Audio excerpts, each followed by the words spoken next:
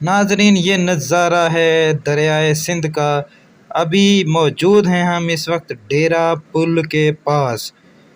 यहाँ पे आप देख सकते हैं ये दरिया की एक तरफ झील है और इसका पानी इतना खूबसूरत रंग है, क्या कहने इसके रंग के। हम इधर से गुजरते चले जा रहे थे कि हमने इसके रंग को देखा और जल्दी से ब्रेक लगा दी, तस्वीरें बनाई और दरिया के किनारे की तरफ चले जहाँ पे ये पत्थर डाले हुए थे।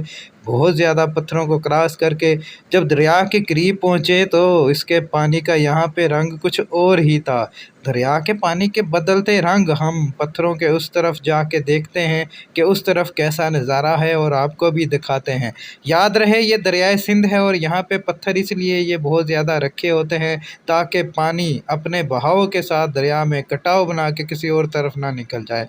यहाँ पे देखें दरिया का रंग कैसा है और यहाँ पे जंगल लगा हुआ है, कीकर के दरख्त लगे हुए हैं और इस तरफ से भी हम ज़रा नज़ारा करते हैं। इस तरफ किसी और चीज़ के हमें दरख्त नज़र आते हैं, लेकिन पत्थर आप वाज़े तौर पे दरिया के साथ देख सकते थे।